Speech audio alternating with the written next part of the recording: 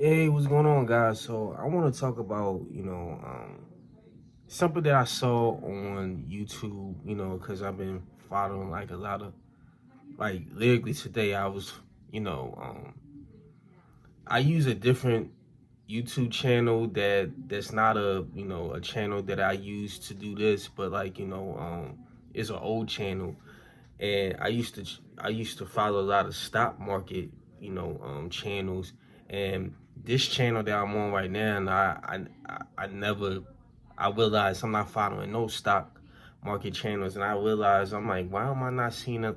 Kind of realize, like you're not following no stock market channels.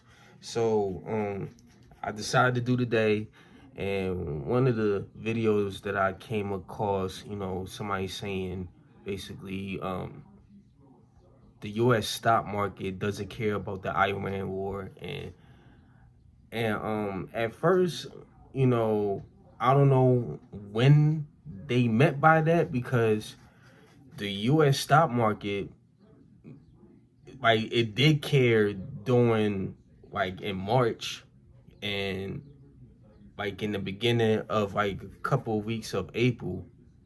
Like it maybe not as much as the beginning of April, but March is the main month when the Iran war started. Like, March was horrible, not just the U.S. market, the U.S. economy in general. So I don't know what he meant by that when he said, the U.S. market don't care about the Iran war, because that's completely a lie. Because it did matter.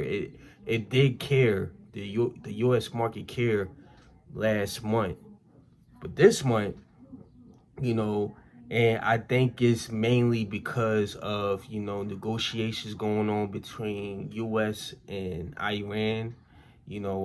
Trump, basically trying to end the war. And, even though we're still in negotiations, even though, there hasn't been a deal agreed yet, the stock market has been doing well.